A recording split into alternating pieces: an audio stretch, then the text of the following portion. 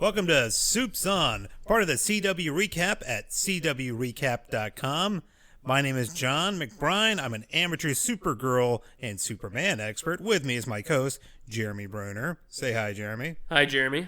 Jeremy is an expert at saying his own name and is also an amateur Superman and Supergirl expert. What we're doing today, and what this podcast is doing, is we are reviewing Supergirl Season 1 and Supergirl Season 2 going forward to determine whether or not she was Supes On or Supes Off. And we do have previous episodes available at supesonpodcast.com that are more focused on Clark Kent, a.k.a. Kal-El, a.k.a. the Man of Steel, a.k.a. the last son of Krypton, a.k.a. CK. a.k.a. CK. Lesser known nickname. But today we're going to focus just on Kara Danvers, so let's get into it.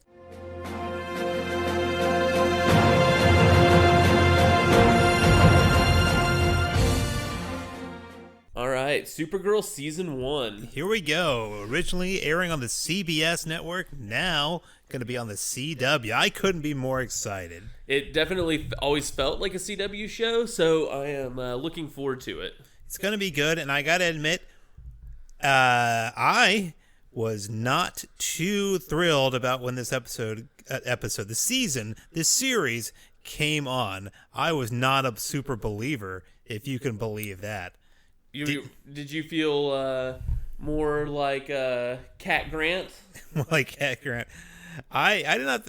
I'll tell you what I felt like, and this seems really silly now, considering we have a whole podcast dedicated to Superman and stuff like that, and we're going to be recapping this whole show. And what this is a season 1 recap. So yeah, it seems silly now that I would feel like that at all, at any time, at any point. But when I first saw it come on the air, I was like, this show looks stupid. We don't need this. Who would want it? And I don't like the casting, blah, blah, blah. It makes no sense.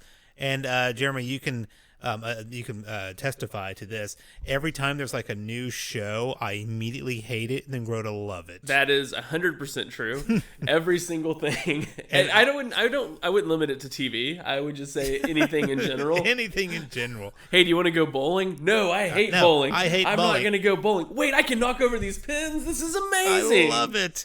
It was like that when Arrow first premiered. Arrow at one time was my favorite show. And then it sort of kind of drifted, but whatever. I still watch it and follow it, obviously.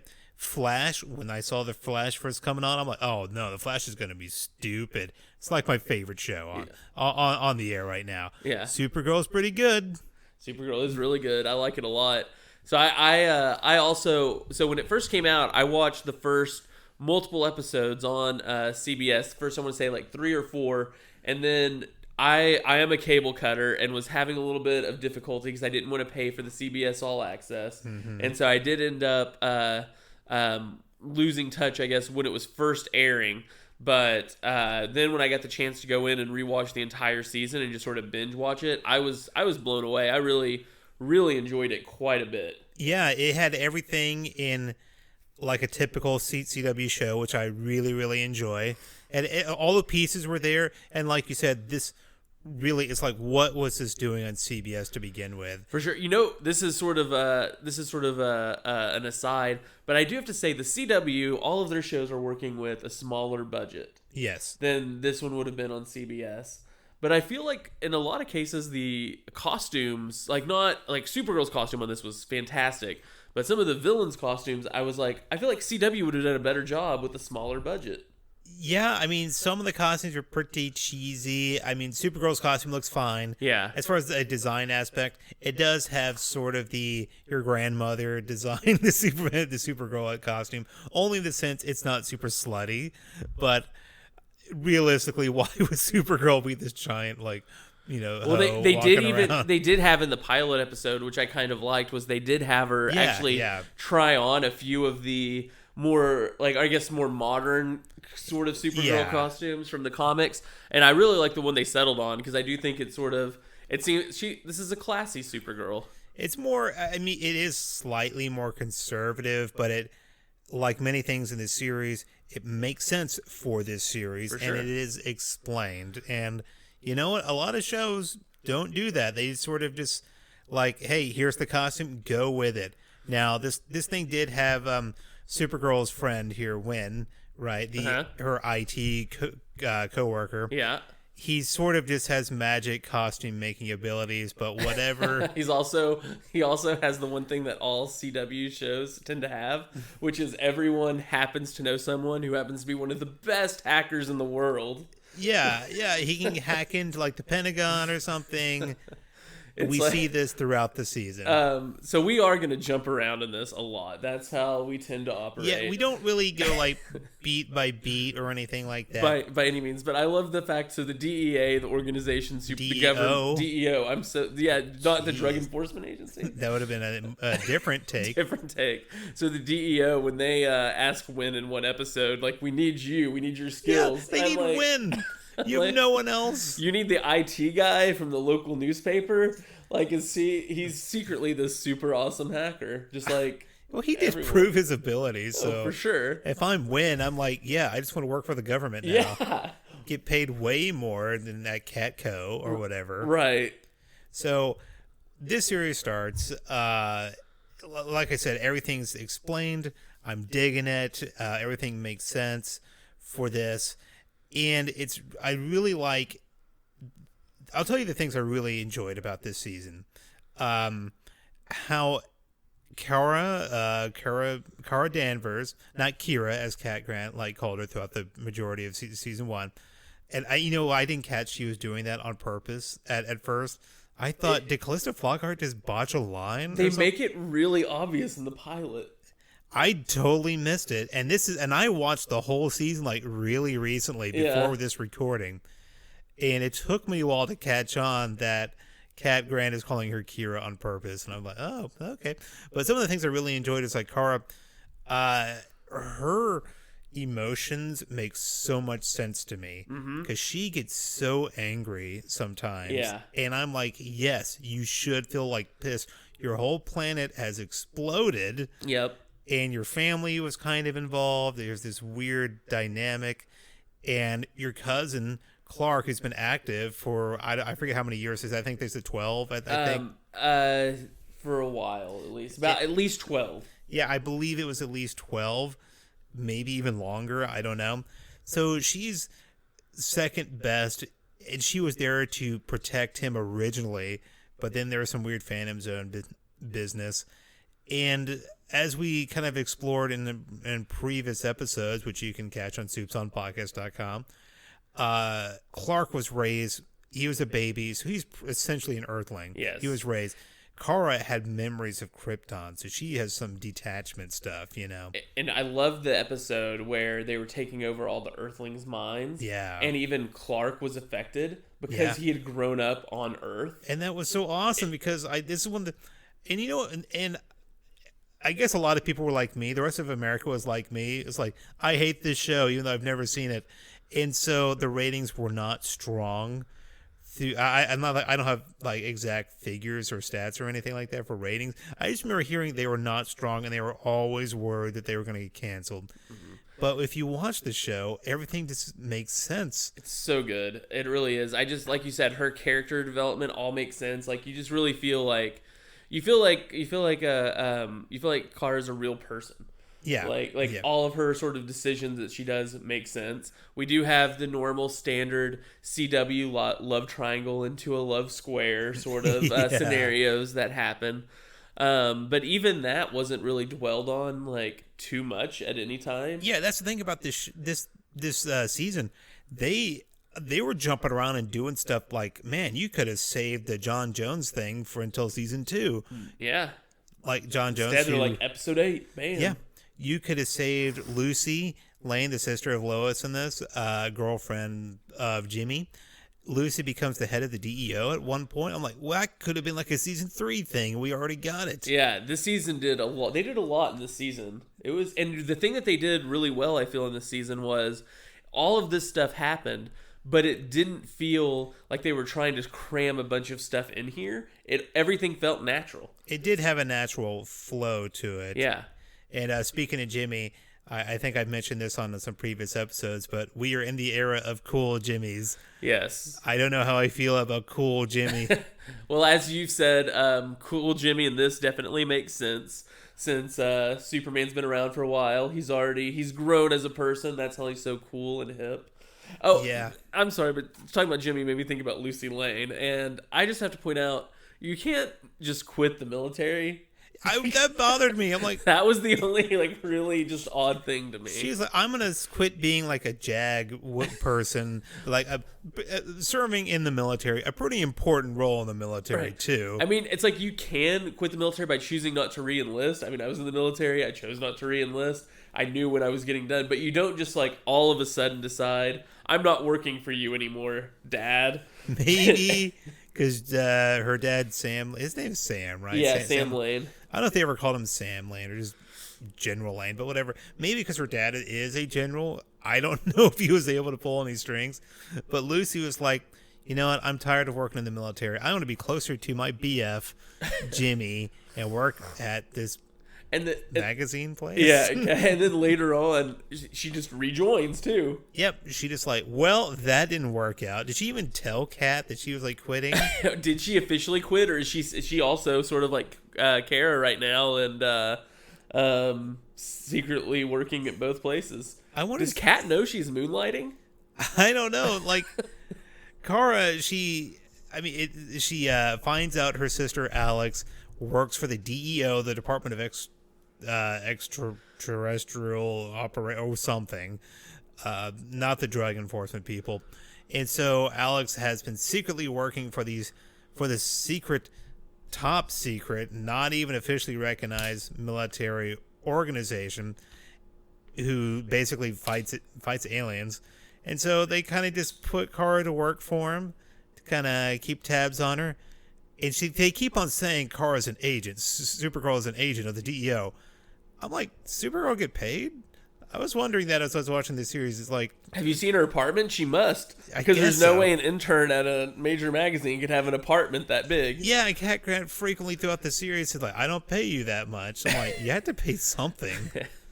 So can we talk about, this is sort of random, jumping around once again, but the storyline of Kat's son? Yeah, Adam. So that was one storyline. I know I'm just thinking of it because of the name, but it just reminded me so much of season 3 of Smallville's plot around Adam. Yes. In the fact that it seemed like it was going to be a major plot, but I'm pretty sure in 2 to 3 years, like if you mention Adam, people can be like, "What? Who are you talking about?" Right. I was watching this and I was like, okay, you're kind of serving your purpose. You're making Jimmy jealous and even Wen jealous, all these things. I guess that was Adam's purpose, to give Kat maybe a little bit of, like, she's not a total B-word, I guess. Yeah. But he kind of just went away. Which, I mean, to be fair, Kat never, to me at least, never seemed like a total B-word. I mean, me and you have talked about this. She's by far both of our favorite characters. Kat is the best. Kat Grant for life. That's what I say. Calista Flockhart is killing it. For sure. I never watched Ally McBeal or anything, but this is the part she was made for. I can remember watching Ally McBeal when my mom wouldn't let me watch the TV because Ally McBeal was on, and I would sit there waiting for my turn. That was about the only times I watched Ally McBeal. Just waiting. Turn-based viewing. Turn-based viewing. That's the struggles of a one TV household in the 90s. I don't want to think about it. That's just too. That's too real. That's too real for these people, Jeremy. So once again, this show. You know what I would like to have on a show, though, on a CW type show, one of these times, is I want somebody to have a friend or a coworker that they talk to on a regular basis that isn't involved in anything. Right, like we just mentioned Adam. I was like, he's got to be somebody. He's going to be something. Because when I can't, I feel kind of dumb. I didn't catch this immediately.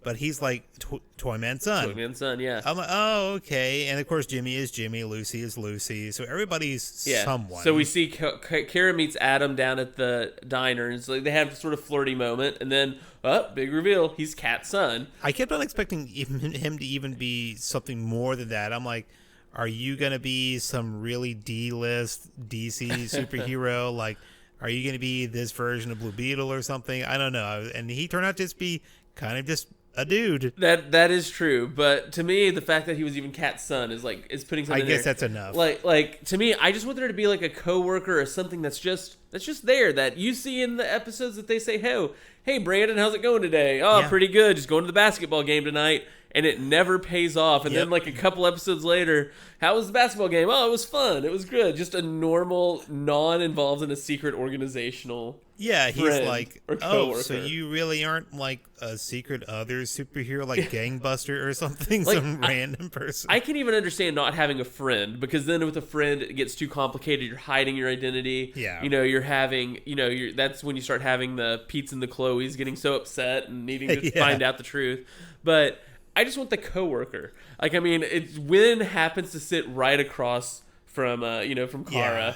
And it seems like Jimmy's little office is just down the hall. It's like, there's hundreds of people working in that building. How come all of them that are involved in this are all like right there? Why can't Wynn sit, a few cubes over next to Maggie, and every time they go over there to talk about stuff, Maggie's like, oh, hey, how's it going? And they're just like, oh, Maggie, Oh, there's just classic Maggie. classic Maggie. Who's not a supervillain or any. It doesn't turn into Livewire or something. Right. But I don't think it'll ever happen. No, I'm like, there's some things we're willing just to believe for convenience of just telling a story. Yeah. Then there's other things like to add a little bit more believability. It's like, okay, maybe the copy guy is just the copy guy. Yeah. And he's not secretly Darkseid this whole time. I don't believe it.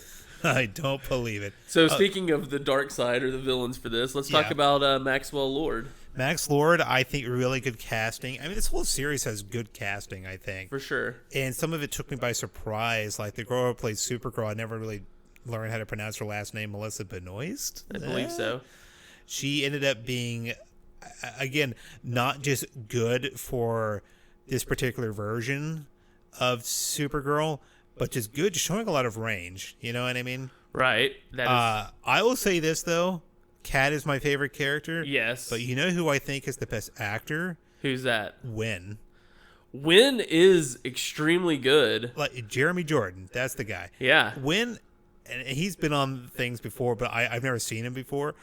I guess his big thing before this was Smash, which I never really watched. But he has so much range, and that's so believable. I mean, like, Supergirl does a lot of stuff, like believable, emotional stuff, crying, just rage and stuff like that. Yeah. And it's not forced, but Wynn beats you. Like the Toyman episode is where he really shined. It's like Wynn can really reflect internal pain. Jeremy Jordan, he does a great job. He really you can tell he's hurting internally. And even like when he tried to kiss Kara and she didn't, return it and all that. Oh. I thought that was one of the most believable like love storylines on a TV show, because it was like he was really upset. Mm-hmm. He cooled off for like a few days, aka 1 to 2 episodes. Yes. And then he was just like, all right, it's fine. I just needed time. He needed time to process it. And that's what you actually got from his characterization of it. It was totally believable in a show with weird aliens and stuff. A lot of fantastic stuff happening. That was actually just very realistic. It was actually awesome. Other different characters, kind of just doing a character breakdown, I guess. Hank Henshaw. Yeah. Very good. David Harewood. I knew him from... The only thing I really known him from is Homeland. And it's funny, Melissa Benoist was also on that show, correct? Yeah, she was. She was only in it for like she wasn't... I believe she had lines. Like she was in like 1 or 2 episodes. I gotcha. Yeah, but John Jones here, we should have done a spoiler alert. I don't know, season 1 recap, I think it kind of speaks for itself. It is going to be spoiler filled. For sure. But really excellent casting from Max Lord on up to Hank Henshaw / John Jones. And man, they gave Martian Manhunter a giant push here. They made him so freaking cool. Yes. They made the Martian Manhunter. I was really happy to see, because I've always liked the Martian Manhunter, but it's kind of hard to defend him because he's such a strange character. Yeah. And like, if you did like him, I'm like, I guess I can't blame you. But they make him really awesome in this. And I believe we've talked before about like how, like, because of Smallville, they had a he was cool in Smallville, but he was very, very vague in Smallville. Yeah, he wasn't super involved. And you know what they also had in Smallville, and maybe I'm not remembering, but it was like him and Supergirl in Smallville didn't get along, and she even was like, "You can't trust that Martian," and they never really explained that backstory. There's a few different things about Supergirl and Smallville that were not explained, like the kitchen fainting thing. There's famously, but we're not. But once again, we're not here to talk about Supergirl and Smallville. But there is a lot of throwbacks and a lot of references to previous Supergirl things in this season, in this series. Like, if we didn't recently watch the Supergirl movie in 1984, I don't know if I would have got a lot of stuff. They mentioned the Omega Hedron thing. They mentioned Argus City. Yeah. And not to mention Helen Slater plays her adoptive mom in the show. Yeah, and then of course Dean Cain. Which, it's funny. Mr. Clark Kent from the Adventures of Superman / Vandal Savage from Smallville. the new Adventures of Superman. The new Adventures. No. Was it Lois and Clark, the new Adventures of Superman? That's what it was. And so I thought it was really cool that they had Helen Slater play the mom. Yeah. I thought that was awesome. But Dean Cain, he just still looks like Superman. He's a little older, obviously. But I'm like, you are Superman. If you ever listen to previous episodes like of our supesonpodcast.com, Dean Cain is who I kind of think of as my Superman, just because when I was a child, he was who I always saw. Yeah. So a lot of people do go to Christopher Reeve, understandably so. Mm-hmm. But I think for me, my Superman now is going to be Tom Welling, because we devoted a lot of time to watching Smallville. That's true. I haven't seen, outside of the casting of Indigo, I haven't seen too many Smallville references, but what else do you need? You got the Smallville Supergirl playing a villain, a pretty important villain. Yeah. Why she looks like Mystique from the X-Men movies, I don't know. But that was just such a weird costume decision. I'm like, you have to know that looks like Mystique. Yeah, so I almost kind of thought when at first I saw like a little trailer for who she was going to be, like I remember seeing a trailer with Laura Vandervoort on that, I almost thought there's a villain, I believe in the Batman Beyond series, that's like Ink. And I thought that's who she was, like they were doing like an Ink person. I didn't realize it was going to be Brainiac. Yeah, I love that they just said it was a Brainiac. Yeah. Like Brainiac 8, I believe it was. Which I'm like, hey, that's super cool. Mm-hmm. And so I think here's one thing I want to talk about. We talk about Jimmy, right?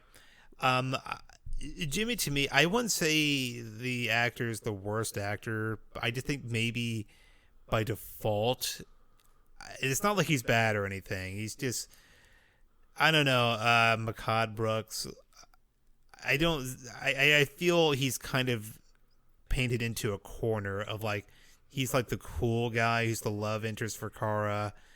I don't think they give him a whole lot to do, and maybe it's just how he's written, but I'm not getting into Jimmy as much, as cool as he is. See, I think I like Makad Brooks in this. I do kind of see how you feel about him is how I felt about him in True Blood. I don't know if you saw True Blood. I watched like the first episode, I think. Okay, but in True Blood, he played a character called Eggs.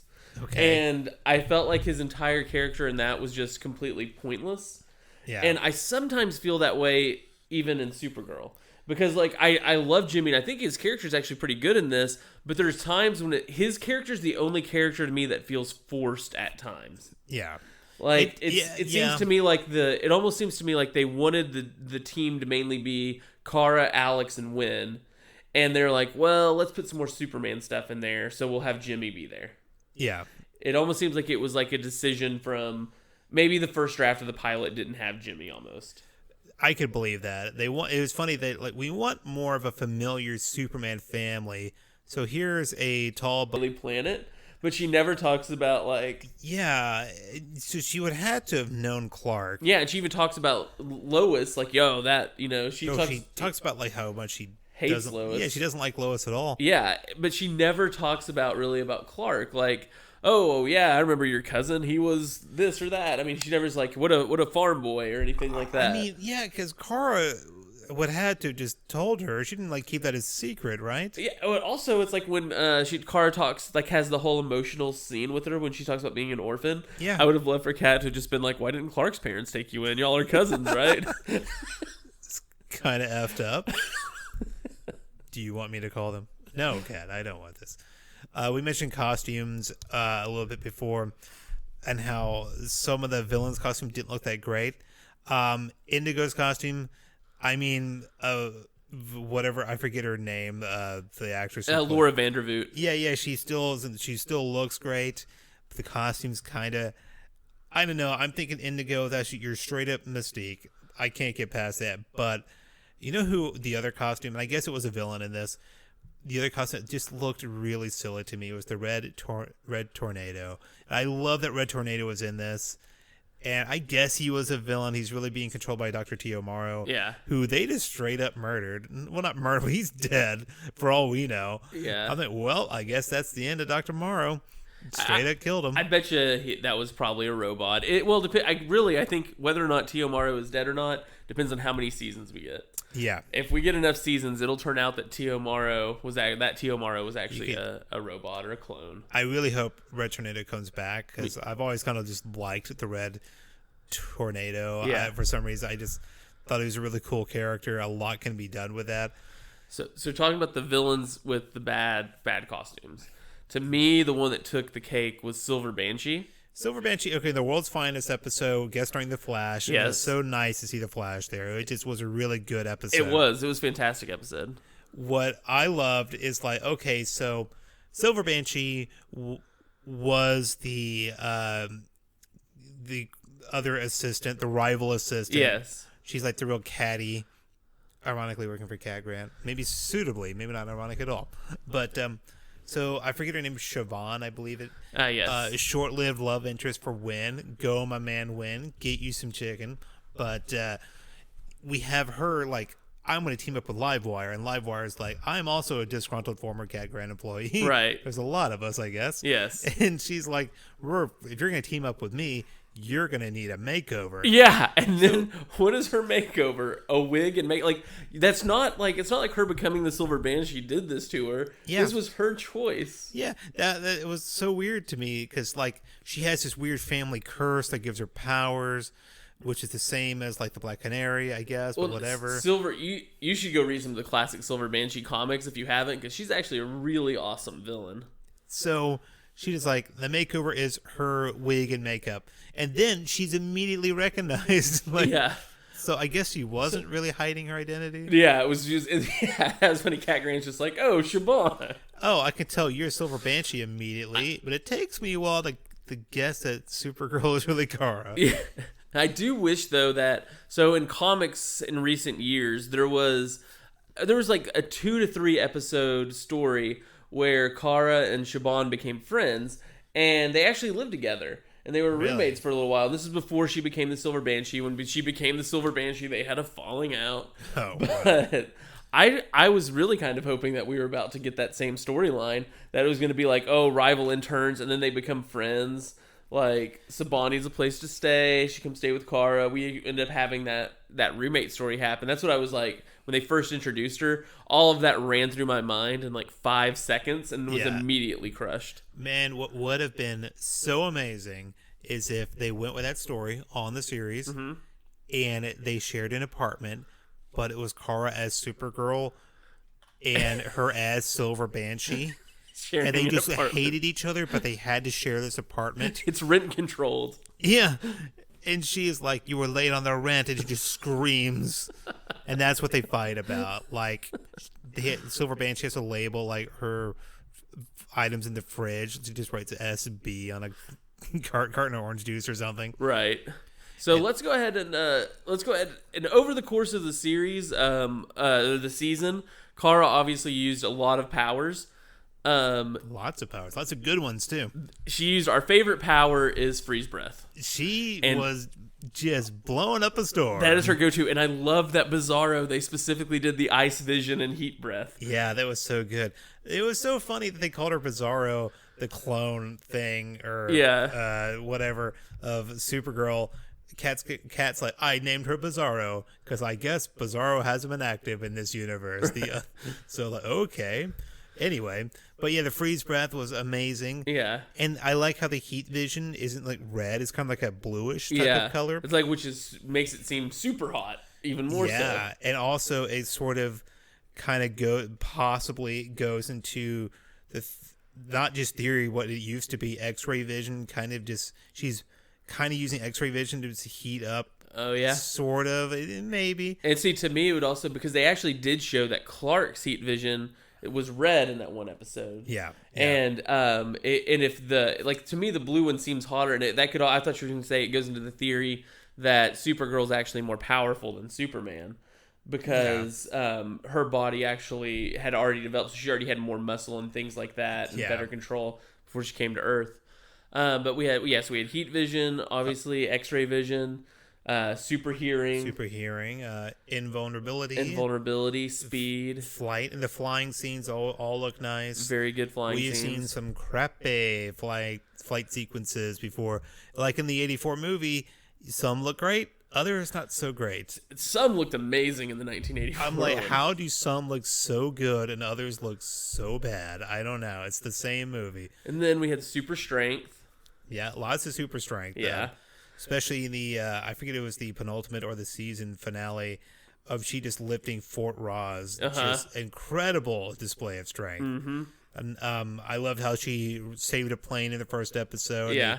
And Jimmy even says that's what Clark did in his first time out. Nice little call out. I did like also that with her super strength, unlike Smallville Clark just tossing people, never learning how to fight. She's actually training to learn how to fight. She's sparring with Alex, and it's so good. Now, let's see. I'm trying to think if there's any other.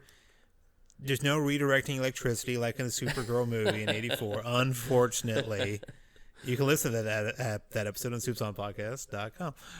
And you can also email us at supesonpodcast@gmail.com. Yes. If there's any power that we missed. Yes. I think or if we you got just if you want to get a shout out on the show, feel free. We'll give you a shout out. We will say your name. Maybe we'll pronounce it correctly. I don't know.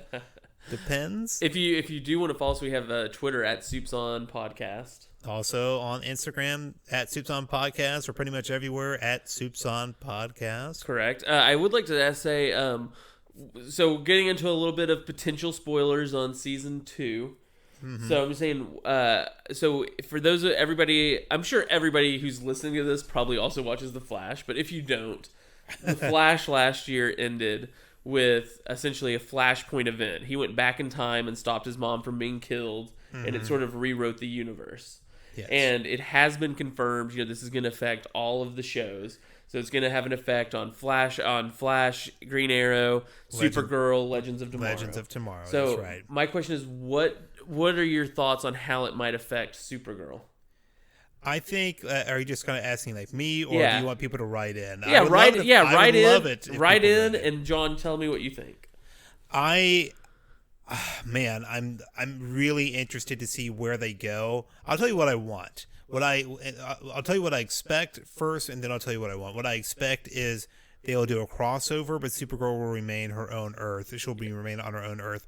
I would actually kind of like it if National City became part of the Flash Arrow, and Legends of Tomorrow, Earth Prime, or whatever they're calling it. Right. But I have a feeling that they're going to keep all that separate, because if you merge them and they're all on the same Earth, Superman is just kind of there. That's a big deal. You can't ignore Superman. Right. Because if he's on a different universe and it's a big hassle to get into that other Earth, all right, I can see like Ollie or Barry being like, all right, fine, we won't call Superman to do everything for us. Or even Supergirl.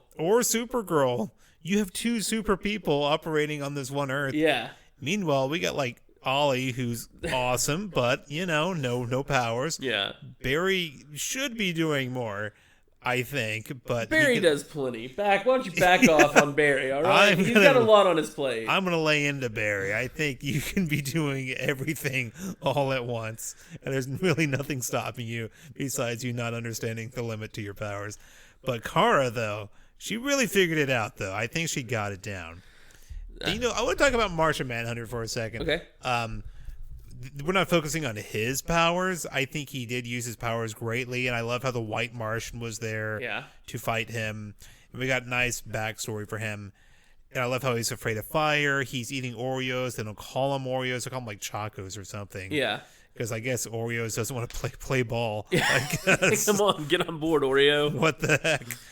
But when the main villain for this, who ends up being the main villain, I guess, he has that mind control thing, right? It takes a lot for John Jones to protect the minds of different people as they like Alex and stuff as they go in to fight Non. But I'm like, why weren't you just going in yourself? I did not catch why it wasn't just Hank Henshaw doing this. To me, it would go back to the episode where they had all the people who got out in the prison. Yeah. Might have been part of all that same big finale sort of event, but he specifically mentions at one point that the more he's in his Martian form, the less human he feels and has the ability to be. So he tries to stay in the Hank Henshaw form. Otherwise, he feels his mindset changing. I like that excuse to, let's not do the expensive CGI stuff all the time. Right. So, makes sense, I guess. I'm interested. So, slight spoiler from casting news for season 2 is Megan is going to be in season 2. Which is my memory. So that is the Miss Martian. Martian. So I'll be very interested to see this Hank Henshaw Martian Manhunter's reaction to a non-evil White Martian. You know who I wanted to see more of? They had who was she? Maxima, who they had a cast. She was in a costume. Yep. And I'm like, okay, we're gonna go see a lot of Maxima. Yep. Nope. Just gone. I'm like, what? I would like to assume that that's because she went off to go try to be with Superman again. Can you blame her? The guy who's supposed to be so much older than Supergirl. Again, spoilery. If you've seen, I'm pretty sure whoever's listening to this podcast is interested enough to know that they've cast as Superman to be full live action actor in costume. He's going to be doing it. The latest live action incarnation of Superman. He looks like he could be maybe 2 years older than Kara. And I know maybe he's got Kryptonian genes. I did all the math at one point, and it was possible. It was because I went back and rewatched the first episode, and they had just said that he had been active at that point. So for all we know, he could have been active. I'll give it 1 year. Yeah. So we'll say he's been active for 1 year at that point. Yeah. And then from when she lands to when she lands and he's been active for 1 year to when the series starts, it's about a decade later.